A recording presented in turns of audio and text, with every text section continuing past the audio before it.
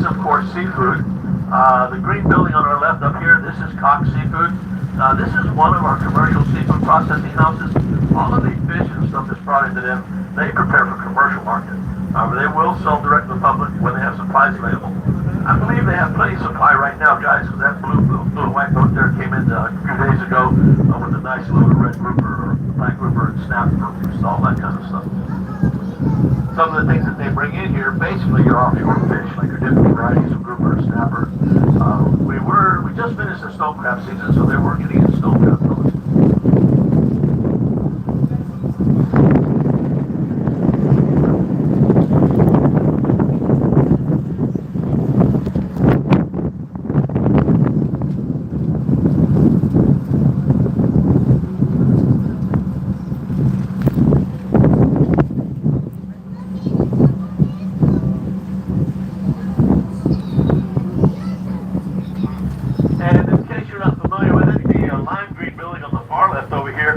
That is Rusty Belly's waterfront grill. They have a big blue shrimp boat that they just sent out last week to get some fresh shrimp. It actually goes all the way down to Key West to get the big pink shrimp. They also have some fishing boats and crab boats. So all the local caught seafood that they serve in the restaurant is fresh on their boats. They also have a little market store right next door to the restaurant where you can buy fresh seafood to take home. If anybody's planning on eating there today, I would suggest if you don't have a reservation, try to make one. Or get there real early, put your name on the list, because there could be a 2-hour wait in that place. Alright, now on the river here, you're going to see a lot of nice homes on the waterfront. Pretty much most of the homes on the water well over $1 million. The little white one to the right of us here sold a few summers ago for about $1.25, $1.3 million. The big tan one to the left of it, just about $2 to $3 million. Which is actually pretty, maybe more, which is actually still pretty cheap compared to some places in Florida. If you go down to Boca Grande, south of Port Charlotte, Naples, and over on the East Coast, you could be looking at 5 to 10 times that for these same homes. And the boat in the dock, that costs about as much as the house does.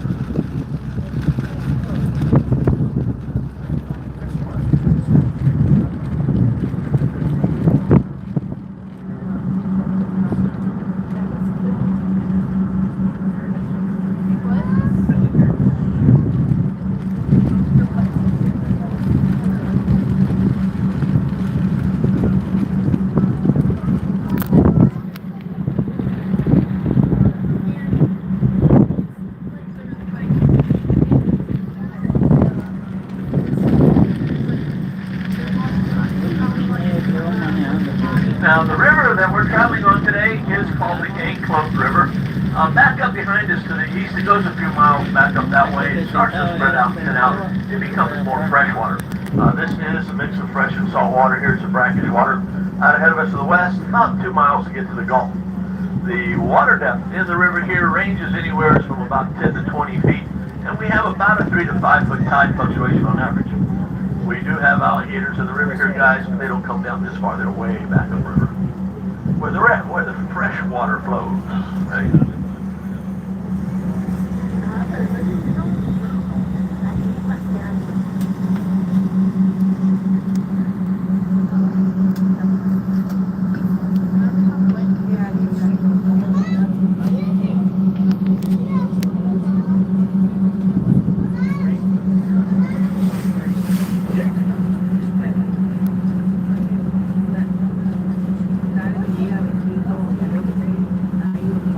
Now, on our tour today, I am going to tell you a lot of information. I'm going to tell you about some history. I'm going to tell you about the sponges we harvest and how they're used. Tell you about the equipment we use, a few other things. And then on the way back, we're going to drop our diver off the water, get a sponge. So actually get to see what a live sponge looks like. Get to hold it, touch it, feel it, all that. All right, so a little history about our sponge industry. You know, sponging has been going on for thousands of years, nothing new. But here in the United States, it is relatively new. We actually didn't start sponging over here until around 1820 when they discovered some sponges down in the Florida Keys. Now, the methods that they used to harvest sponges back then were a lot different because at that time there was no diving helmet or suit, okay?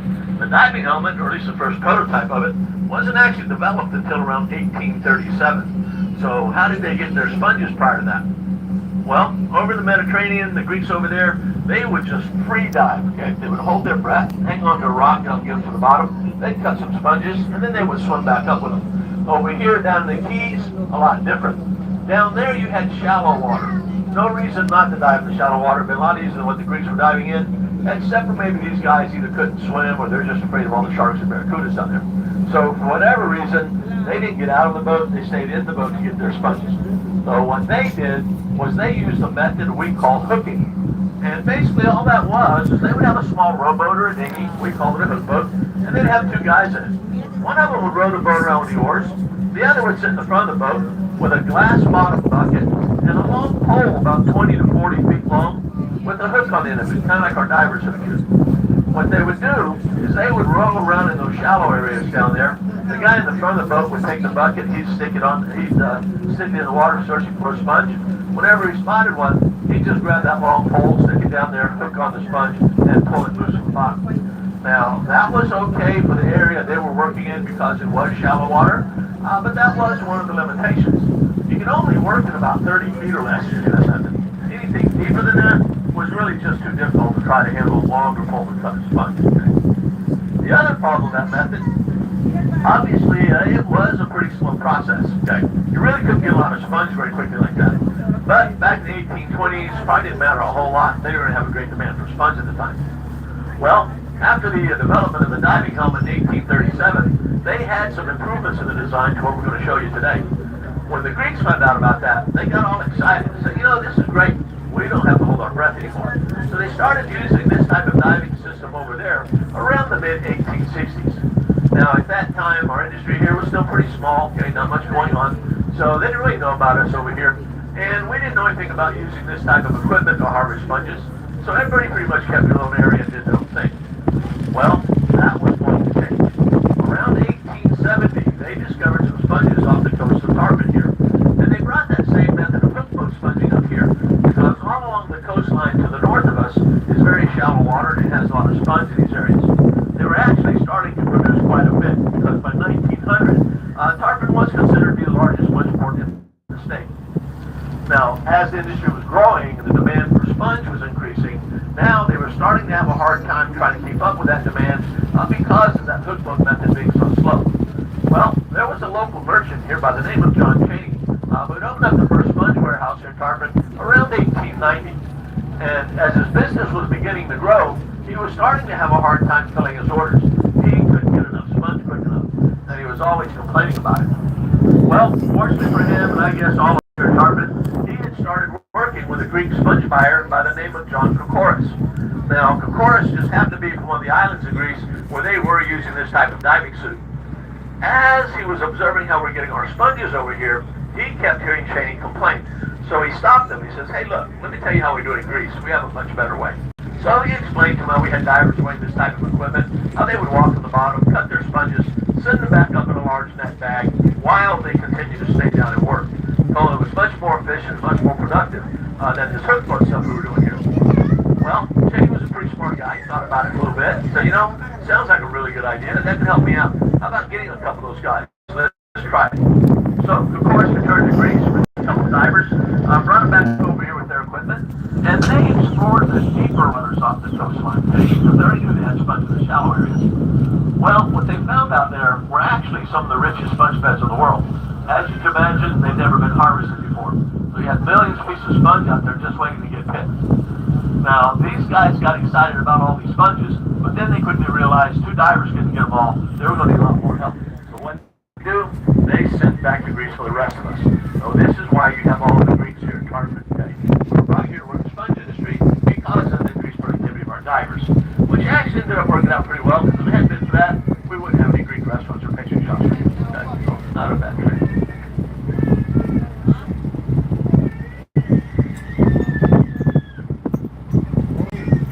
Now, when we first started coming over here, that was around 1905, okay? That first wave of Greeks that came over, we actually had about 500 men come. Now, we needed boats to be built, so the shipbuilders came. We needed equipment for the divers who made, those guys came, and of course the crews and their families. Well, between 1905 and 1930, they had actually built about 150 boats, just like what we're on today, all along the riverbanks back here. We then became known as the sponge capital of the world, because at that time, we had no problem supplying anybody sponges.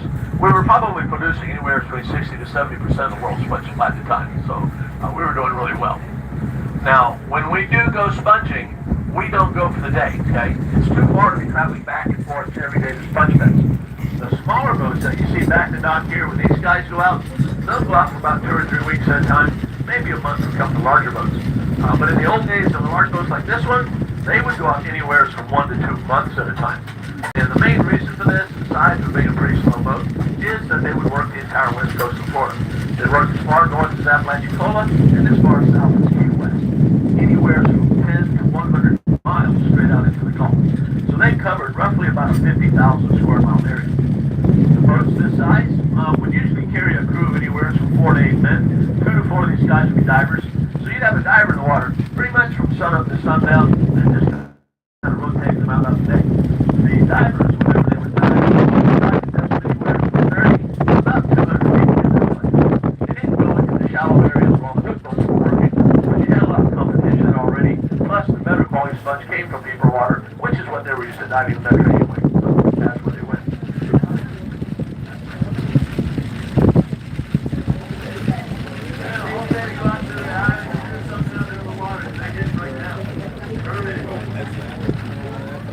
That's too bad.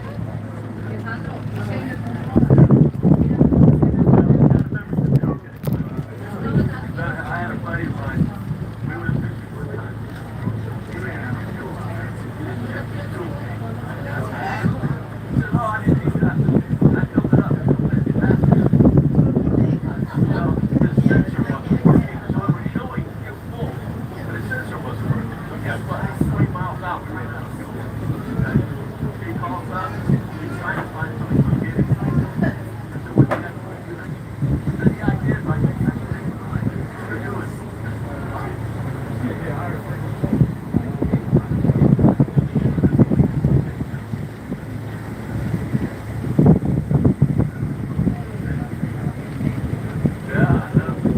Alright, now what they went after is what we're all about here in Tarpon, our natural sea sponge, okay, this guy right here. Now, a sponge is an animal, okay, it's not a plant. It's the second lowest form of animal life next to the amoeba. The amoeba is a single-cell organism. These are just one step above that, they're multi-cell. You'll never find these growing on a sandy or muddy bottom, but always attached to something solid, stationary, like this coral, rock, anything hard and stationary on the bottom, okay, so they don't swim around and move around. The living part of the sponge is really more of a skin or membrane that covers the whole exterior than all throughout the inside. You're going to see that on the ones that we bring up. What I'm getting ready to show you here, what you see back in the stores, is really the skeleton of the sponge. Okay? So what happens is, as the sponges are growing on the bottom out there, the currents will bring a flow of water across the sponge. They will filter that water out to extract the plankton and the nutrients that they need to grow. That's how they feed. They are filter feeders. When they reproduce, they're asexual, so there's not a male and female. What they'll do is they'll release eggs out of the currents. Those eggs will roll on the bottom there until they bump into something solid. They'll attach themselves and then begin to grow. Now, when they start off like that, their growth rate is roughly about a quarter to a half inch in diameter per month. So this sponge here could have taken anywhere from 1 to 3 years to get this size, depending on the depth of the water it's going in. The deeper the water they grow in, the slower they grow because of the water pressure. It causes the fibers to go tighter and denser together. That's why we say our deep water sponge are better quality than the shallow water. They're a much stronger sponge. Okay? The other way that these things reproduce is when we cut one loose from the bottom, what's left behind grows back. So it is a renewable resource. Okay? So as our divers and hookboat fishermen used to do, they would take their sponge hook, they'd hook on the sponge, and they would just tear it loose from the bottom. Usually there would be something left behind, whatever it was attached to, that would grow back. However, because of environmental concerns, think that maybe we weren't leaving anything behind, we're now required to cut them loose from the bottom. So what we do now is we'll take a knife, we'll slice across the base of the sponge, we'll leave about a quarter of an inch thickness or so of that whole base patch. That will skin over and then begin to grow back. The benefit to that is whenever you're cutting a large sponge or any size, it doesn't take as long to reproduce that size.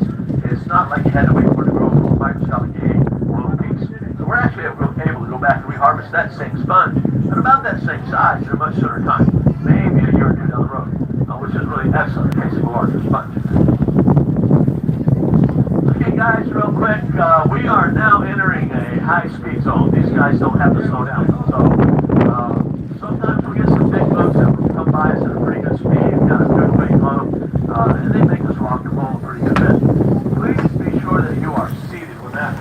I will try to warn you ahead of time. But just remain seated so we don't have anybody falling off the boat. Or worse yet, busting their head on the deck.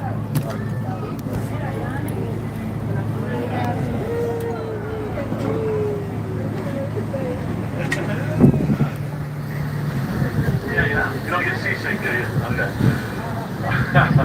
Alright, now, there are a lot of different types of sponges that grow in different parts of the world than out here in our Gulf.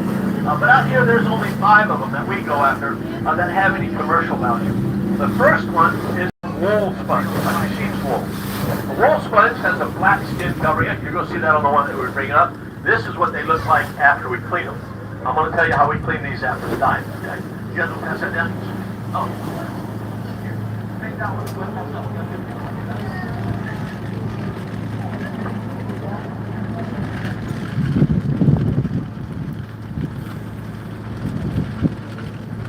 Nice and soft. Alright, so a wool sponge here is our #1 sponge. Okay, it's our most absorbent, softest textured, and most durable. This is the sponge that we generally sell to a lot of industrial users like window washers, ceramic tile workers, painters, wallpaper hangers. Anybody in the industry that needs a good, strong sponge that's going to absorb a lot of water for cleanup and last a good length of time, this is what they get. This is also the best sponge you can get to take home to wash your car, take a bath. You guys want to do them both at the same time, get it done, it works pretty well. They're great for horses if you have horses. They're actually the best sponge that you can use for just about everything. A good quality wool sponge like this one here in normal home use could last you several years if you take care of it. What you need to know to take care of a sponge is that a natural sponge will not harbor bacteria on its own, so you don't have to disinfect it. So if you get one, don't take it home and throw it into a tub of chlorine, bleach, or ammonia and leave it sit there. Because if you do and you leave it sit too long, it's going to dissolve the sponge. Okay, it's just going to break it down, it's going to fall apart. All you have to do with the sponge when you get done using it is to rinse it out thoroughly with clean water. If you need to put a little fresh soap in there to clean it up some more, do that. Work it in there, lather it up real good. Rinse it out real well, and then squeeze your sponge dry. Okay, squeeze it dry. Do not wring it dry. If you wring your sponges dry, you're going to start to over-wring it. You're going to start tearing the fibers of the sponge, and it's going to start ripping on you. Okay, so just squeeze it dry as good as you can, and then leave it out to air dry thoroughly before you put it away. Once it's dried all the way through, you can store it forever. You don't need to put that to wetting. The second one that we go after, this one here we call the yellow sponge. Okay? All of these sponges that I'm hanging up here are yellow sponges. Right? The yellow sponge here has kind of a reddish-brown skin color. This one here can actually be used for the same purposes as the wool. It just won't last as long. It's not as soft in texture. It's not as durable. I usually don't recommend these for washing cars. They do have a bit of a rougher texture to them. But as a bath sponge or a kitchen sponge, they're really pretty good. Lifespan of one of these around the house in home use, maybe a couple of years. Okay? So if you want something really soft in your body when you take in a bath, you get the wool sponge. You want something a little bit firmer, more scrubbing power, you get the yellow sponge.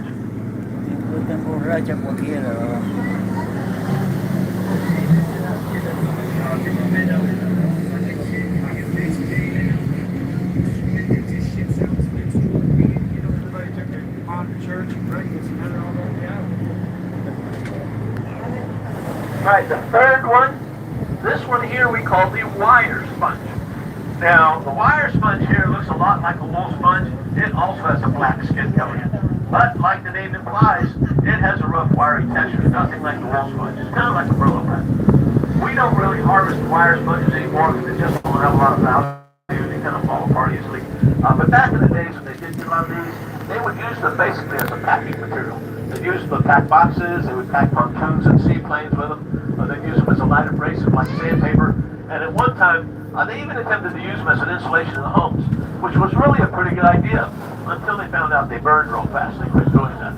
So guys, if you get a sponge, be careful. Keep it away from any flames.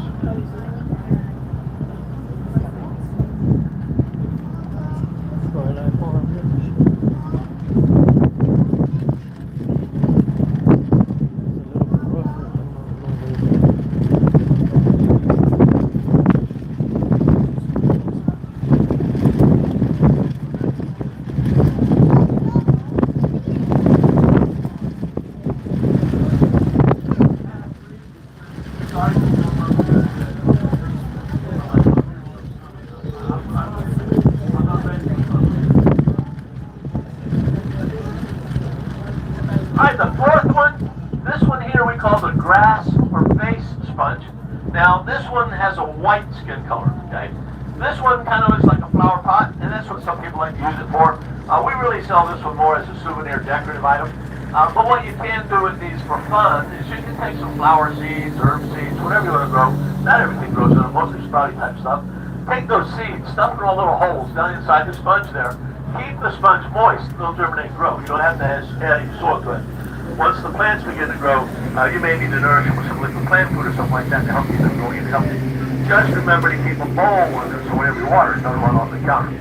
A couple of other major uses that they had for these way back in the past is they would cut 1 and 2 inch squares on the top ribs of those and use them as a cosmetic sponge or a shoe polish applicator. So if you're going to somebody's house and you don't know what to get them for yet, you can get a hold of one of these things, fill it up with a variety of bath soaps, make like those soap dishes that keep in the sink or the tub there, or put an air plant or an orchid in there, makes a nice house gift. Makes a good house as a gift for Mother's Day too, guys. Put a bunch of flowers in that thing, so, you know. Yeah. They also make a good party hat after a few margaritas.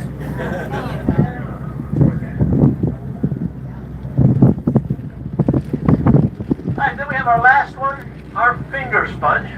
Now, the finger sponge here, when we find these on the bottom, they're actually a bright orange color, okay?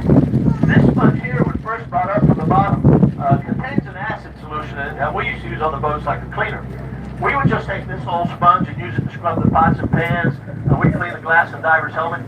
When I was a kid growing up and I'd get a fresh one on the boat, I used to collect coins. I would use it to scrub the old wheat pennies. You can scrub it and shine them up like brand new.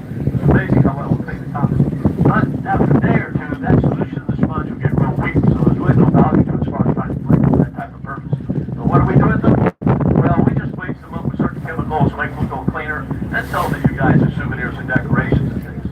The neat thing about the finger sponge is you can reshape these. You got to be careful with them because when they're dry, they're brittle. They will break if you bend them. But if you soak them in water and let them get soft all the way through, you can gently spread them out to whatever shape you want to form them into. Tie them down to hold that shape. Once they dry thoroughly, they'll stay like that. So if you guys need some rain drainers for Christmas next year, that's one of the things we used to use them for. I actually have a daughter that took a really big one. She reshaped it. She nailed it on the wall. Put a wood frame around it. Put some other sponges and shells in it. And said, "Look, Daddy, 3D sponge art." Actually, it was pretty nice. She did a pretty good job with it.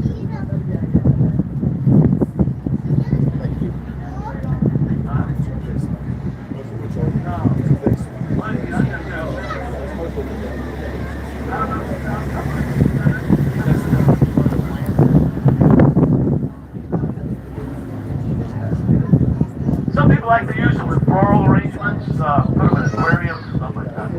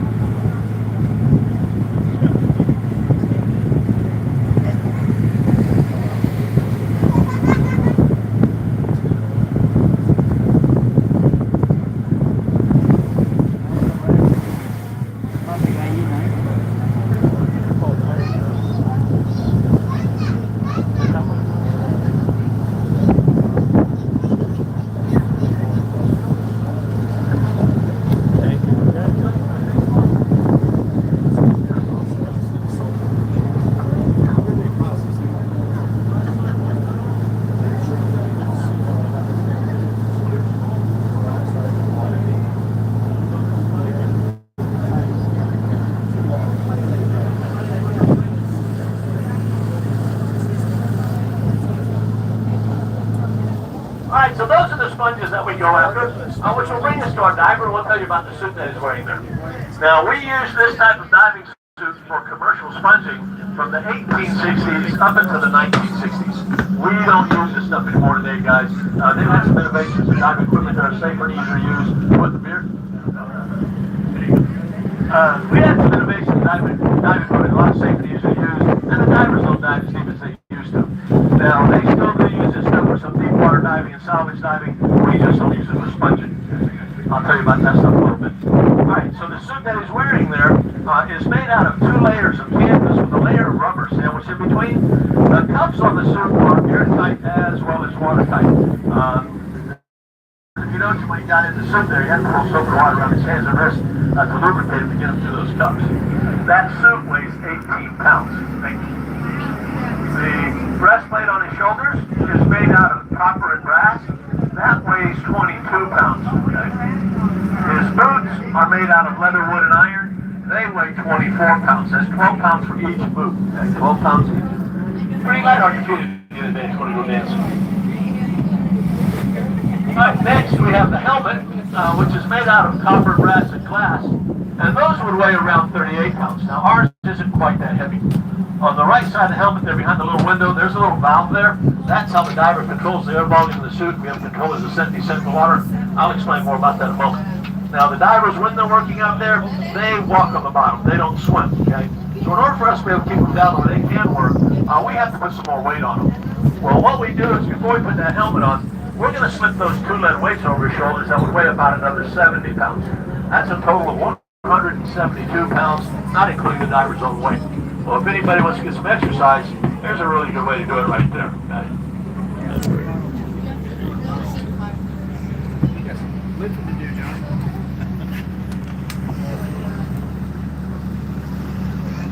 I give you more room over that way.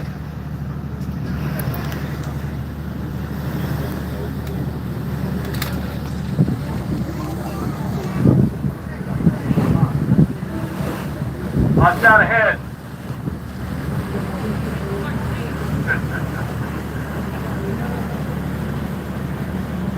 Alright, now, the way this system works on the boat here is we have a compressor on the boat that runs off of the engine to pump air to the diver.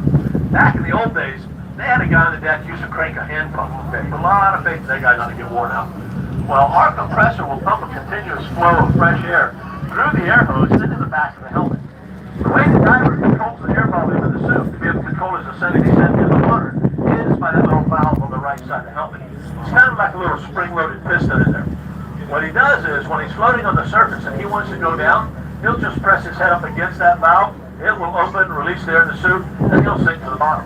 When he wants to come back up, he'll take his head away from the valve, it will close, the suit will fill up with air, and he'll pump back up to the surface like a big balloon, even with all that weight. So in order for him to maintain working on the bottom out there, he has to continuously keep bumping that valve with his head to stay down. If he forgets to do that, well, he's just going to start floating back up, so he won't forget for very long. Now, the divers can't hold their head up against that valve for an extended period of time, because if they hold it too long, they lose the air pressure in the suit and they get water coming into the valve. So they just got to bump it every once in a while. Alright, now, like I said, we don't use this stuff anymore today, okay? What the divers wear today is a whole lot safer and easier to use, and they don't dive as deep as they used to. Now, okay, so they don't dive as deep as they used to. So I'll tell you more about that stuff in a little bit. Alright, so what they wear now is basically a wetsuit, a pair of heavy work boots or diving boots, about 30 to 60 pounds of weights on a weight belt, and the air hose is a smaller diameter air hose attached to either a scuba regulator or a full face mask. Since the divers don't have the buoyancy of this type of diving suit to float them back up to the surface, what they'll do is they'll have their weights attached to a rope in the buoy. They will just ditch those weights and they will either swim up or climb up that rope, get back to the surface, and then retrieve the weights later. A lot safer, because in this system here, if the compressor goes out, or the motor dies, or a belt breaks on either one of those, no air for the diver. We're going to have a real hard time trying to get him back up to the surface, especially from those deeper depths. Now, the diving depths that they work in today are nowhere near what they did with this type of suit. Today's times diving is done in about the 8 to 60 foot range, mostly at 20 to 30 feet. So safe enough to be able to get back up to the surface. All they have to do is feed themselves the weight and swim back up.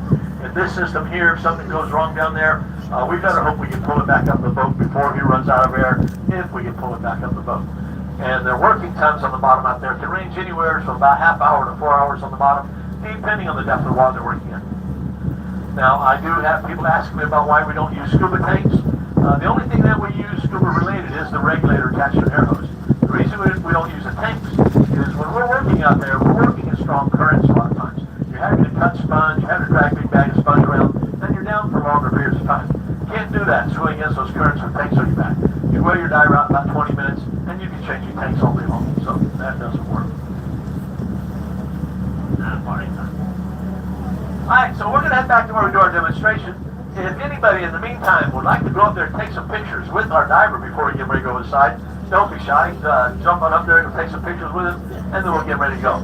If you need to, John can hold your camera and take a picture of your group picture. I'll be glad to take a picture for you. Happy Mother's Day. How's it going? Hi, guys. Say opa. Opa.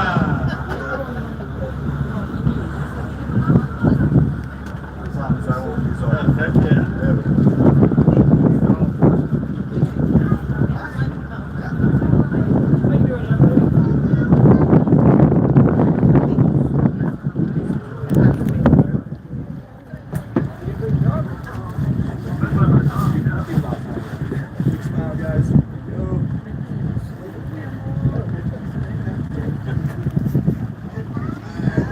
There. Good. Thank you. You're welcome. Thank you. There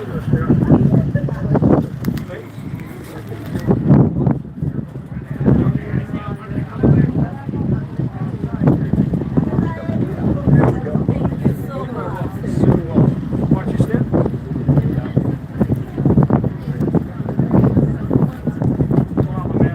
Good. How about you? Happy Mother's Day. Thank you. Ready, guys? All right. Smile for me. Here. Thank you. Okay, you're welcome.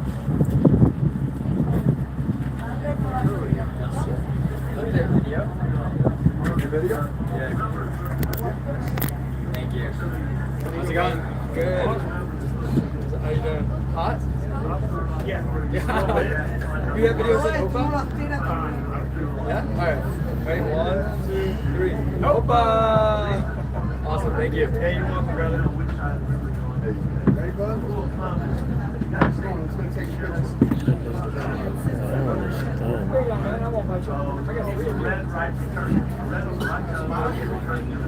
Smile, guys. There you go.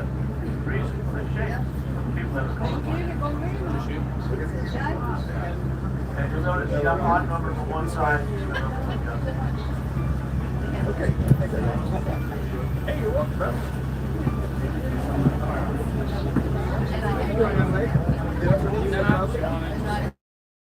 Turn the diver. Beautiful smile. 1, 2, 3. You're welcome. Tíranos una. Happy Mother's Day.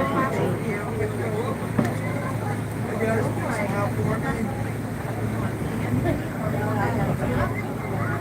Thank you. Go out there and pop it. Go. Right, ready, Jack? Put your hands on your mouth. Say cheese.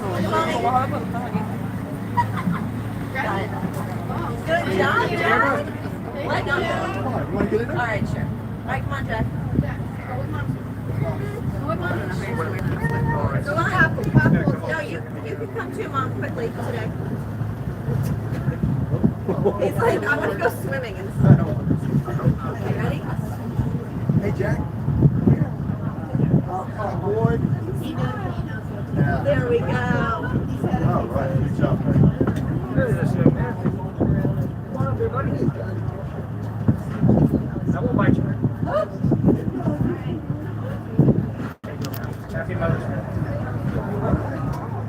Smile. Say Happy Mother's Day, Mom. Happy Mother's Day, Mom.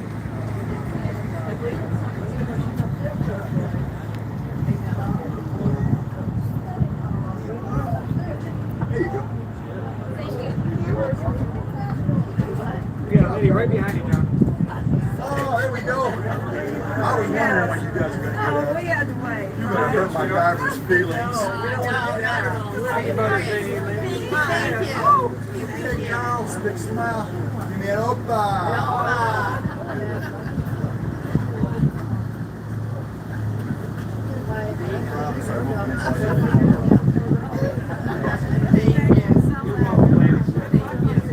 Yeah, mine will come up. I'll be right there for you. I'll get you, bro. I'll get you.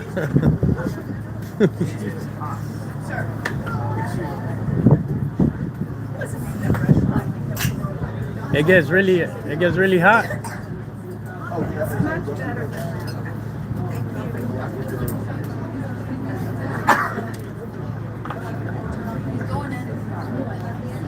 Got good southern secret. All right, now we're going to do our demonstration up here. It's going to be about 50, where are we? Yeah, about 20, close to 20 feet deep where he jumps off the boat. When we get the weights and the helmet on him, we're going to hold it for a few seconds so you can take some pictures, and then we're going to have him jump over the side. When he jumps, he's just going to drift alongside the boat on the right side here before going down. So everybody on the right side stay seated. You folks on the left, we can stand up and cross it over. Don't worry, the boat won't tip over. It'll lean a little bit, but it won't tip over. Just stay clear of the air hose area and the bow area. Don't get up in there. Leave them room to work, and don't get directly behind me here between these two posts. When he jumps, he's just going to be up for he's going to get about midway before he starts going down, so he's not going to be up for very long floating. And then he's going to walk. When he gets down the bottom, he'll walk away from the boat. You'll be able to see him.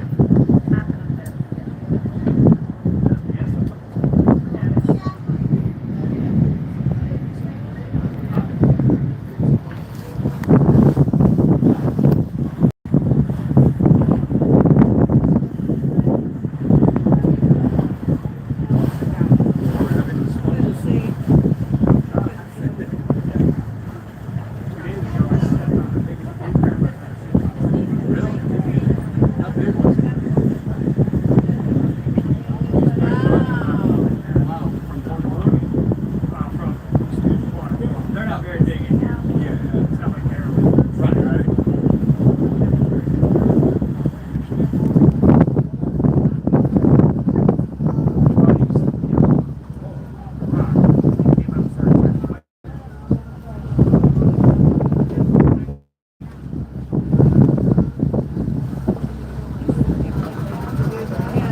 Alright, so I just turned on his air compressor. We'll let that start working for a bit. Now, as we're passing by, I'd like to point out that house here on the left over there with the green roof, nice old wrap-around veranda. Beautiful old home, built in the early 1900s. Same family still lives there. Never sold it out of the family. They just passed it on down. The interesting thing about this house here, back in 1953, we made a movie here. The name of the movie was Beneath the 12-Mile Reef.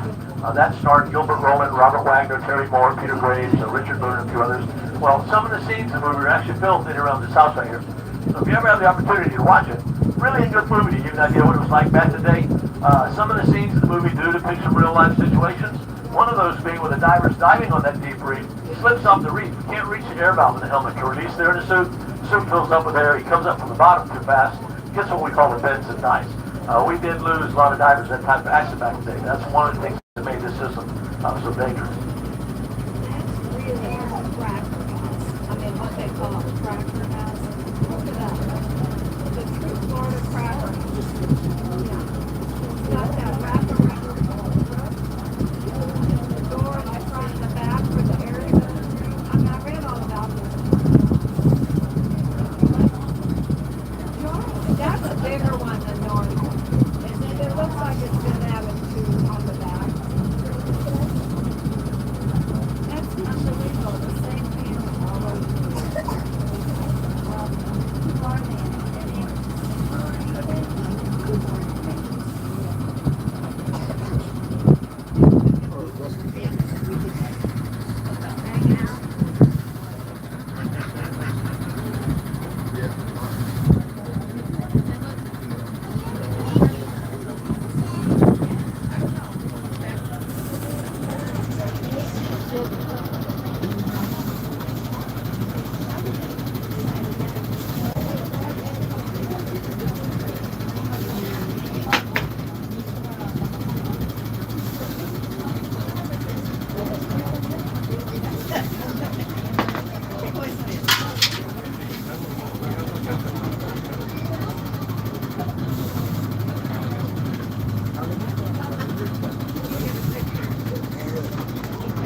okay if I see you? You're good. You're good.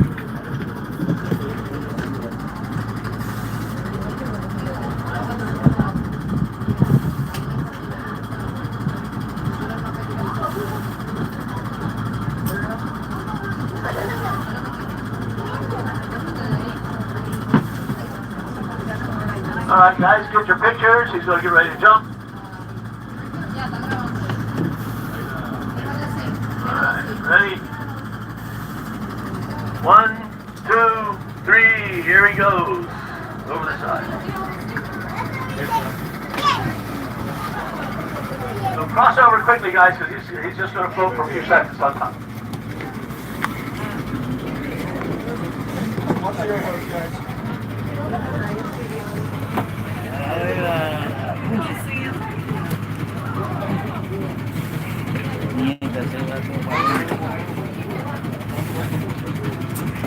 Es mejor la brisa.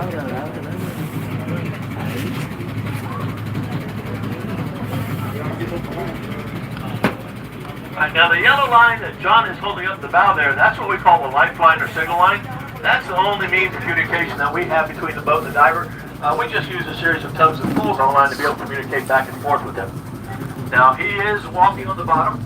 The divers, when they walk on the bottom out there, will typically walk at about a 45-degree angle to the bottom, on their toes and against the current thrusting forward as they go along.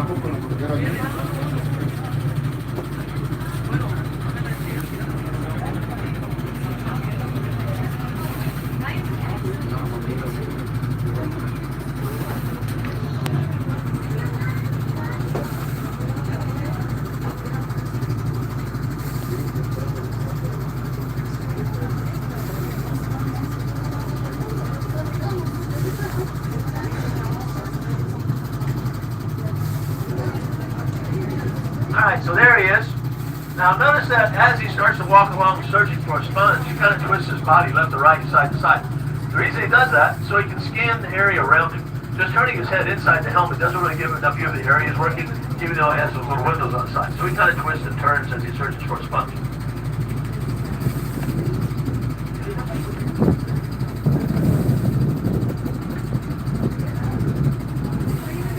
Alright, so there he's got one.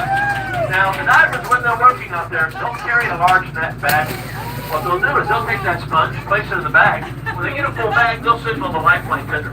The lifeline tender will pull in all the extra slack on the line. He'll tie an empty bag. The diver will pull that down to him. He'll swap them out, and then they'll pull the full one back to the boat. This way, the diver can work his full time on the bottom without having to go back and forth. That's what makes it so efficient.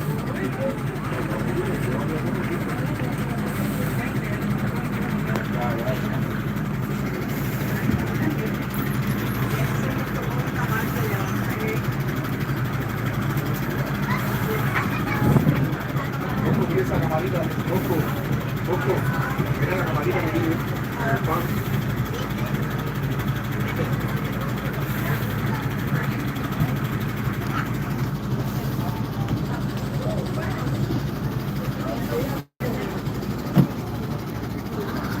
Alright, now he's back at the ladder. He's going to climb up that ladder and stop about halfway up before he takes the helmet and the weights off. If anybody would like to sit right next to him on the side of the boat and take a nice picture with him while he has the helmet on, go on into the front there and be ready to do that. And as soon as they unbuckle that air hose from his waistline, they'll step out of the way and you get a nice picture with him.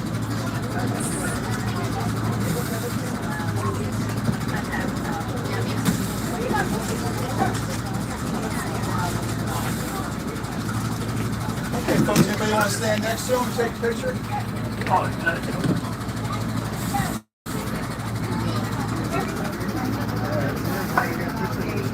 Here.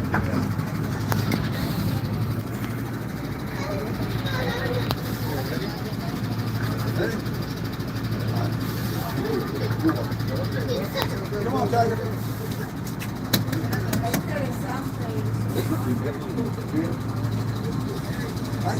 Look up here, buddy. Good job.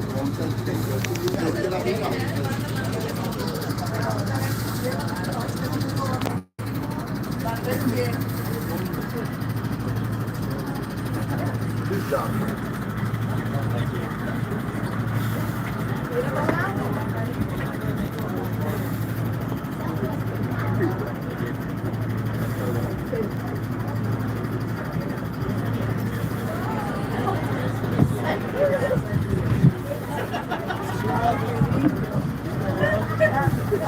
Good job.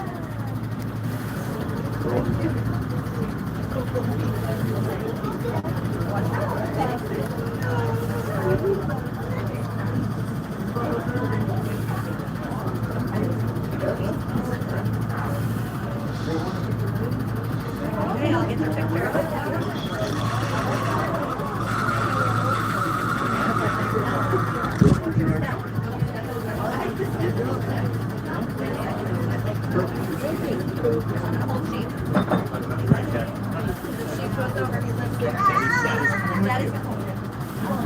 Right, ready? Mommy. Are you all ready? We got it. Right, ready? That one. You don't want to get in there?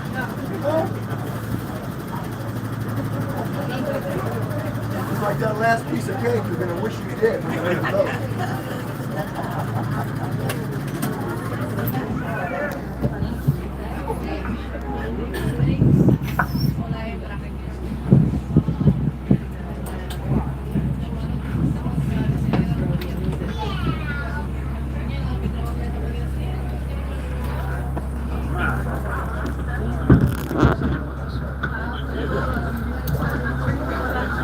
Alright, get over here there, guys. Get a nice shot there.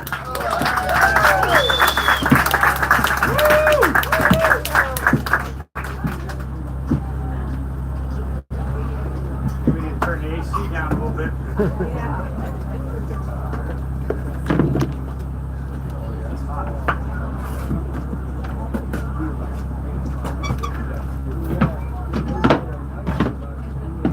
You got the towel? Alright, now John is going to pass that sponge around for everybody to touch and feel. You can pick it up, hold it, don't be afraid. It's going to feel a little slippery. Nothing but water will come off of your hands. That is a wool sponge, so that's what a live wool sponge looks like when it first comes up. The black skin on the surface area is the living part of the sponge. When we get done cleaning that, it's going to look like this one right here, okay? The size doesn't change. It'll stay that same size. But when we get all that skin off of there, it's going to look like this. Sure. I'll tell you how we clean this in a second.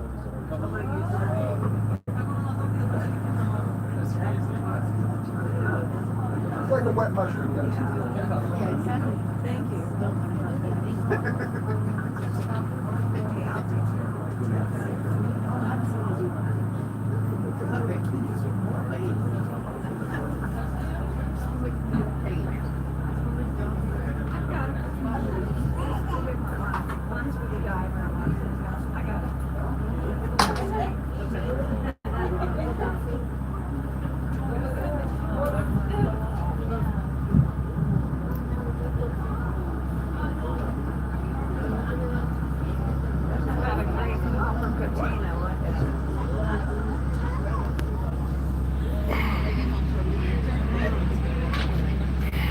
That's cool.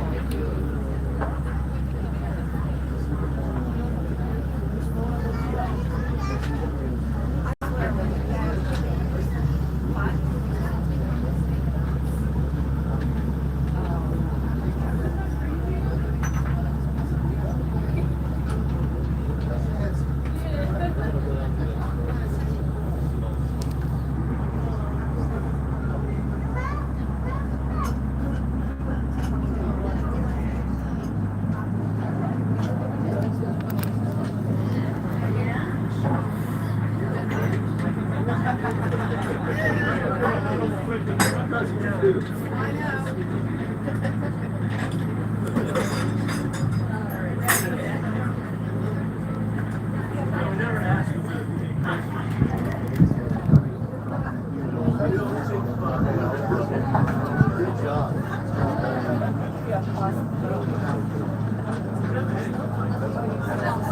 It's like a wet mushroom. Yeah. Doesn't bite. No? Alright, now we know that nobody's going to take a bath with that sponge, okay? It doesn't work too well. We have to get all that skin and animal matter out of the sponge.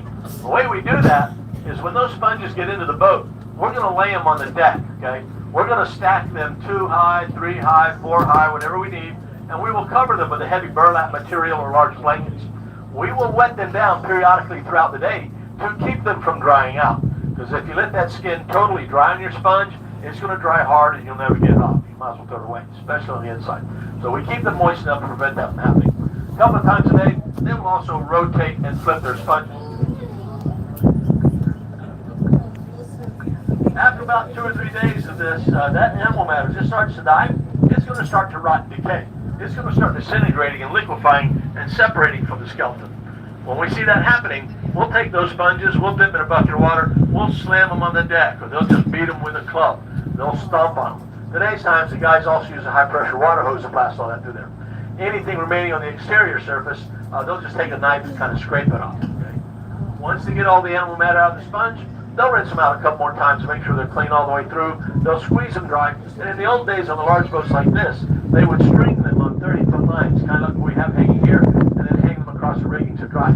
Today's times, the smaller boats don't have that kind of space. So what they do is they put them in large net bags and hang them off that boat to dry. Once the sponges are thoroughly dried, they'll put them in their storage areas below deck, up on the roof, or just leave them hanging wherever out of there. And whenever they feel they've got enough sponge to make their trip worthwhile, they'll come in and sell their sponges. Now, the way we sell our sponges from the boat, it's basically a silent bid process. What they'll do is when they get back to the dock, they'll sort their sponges on the dock out there. They'll separate the different types. They'll also separate them by different size ranges and different qualities within those size ranges. So you'll have several piles of sponge out there. The buyers will come around and inspect the sponges for quality. They'll take a count on them. They'll write their bid on a piece of paper what they're willing to pay for them, and then turn it into the owner. Once the owner's collected all the bids from the different buyers, then he'll select who he sells them to. Now, if he doesn't like the prices they're offering, he can refuse the bids. They have to accept them.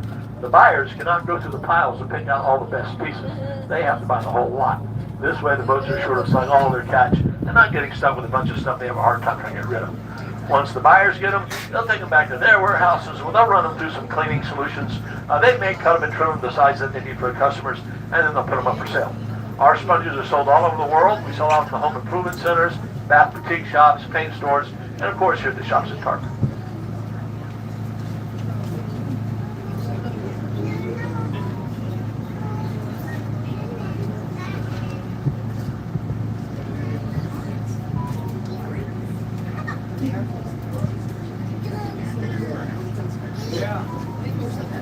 Gentlemen are passing out postcards, so you take a look at them if you like. There are 5 cards in the pack. There's a view of a diver, a view of the boat you're on now, the different grades of sponge that we go after, and our Greek Orthodox Cathedral here in Tarpon, which if you folks would like to visit, are more than welcome to.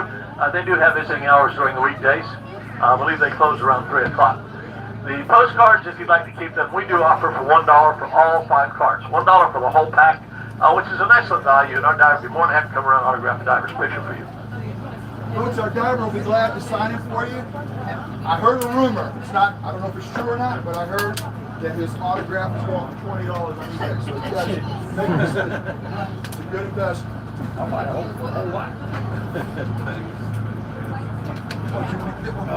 Thank you. We appreciate it so much. Thank you, man. I haven't had a chance to cool down today. I've been down hot ass.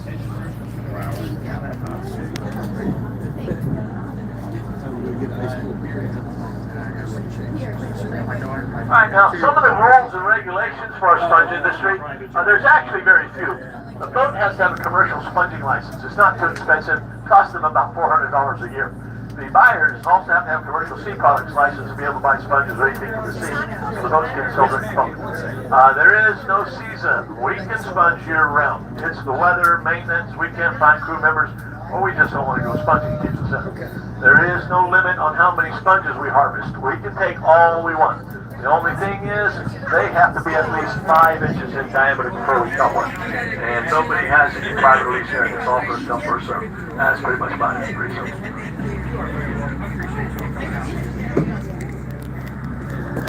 This time of year, the Caribbean wind. Jazz that wind.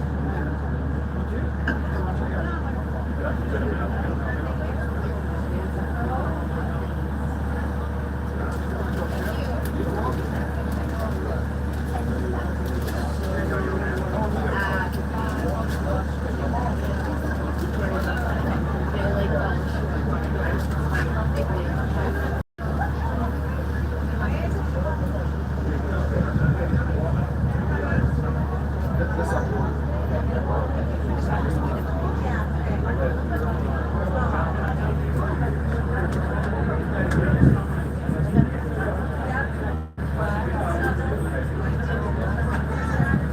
you, everyone. We appreciate your support.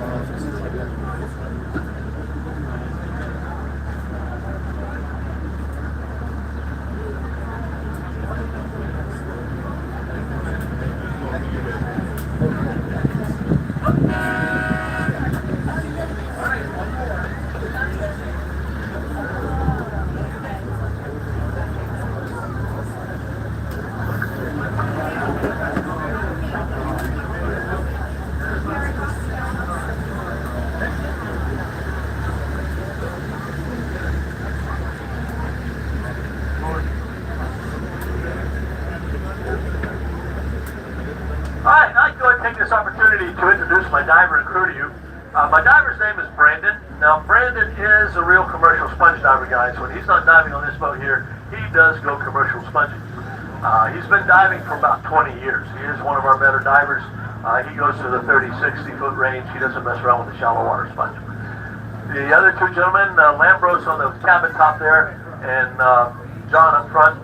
Lambros is actually from the island of Galipnos, Greece, which is where John's family and my family come from.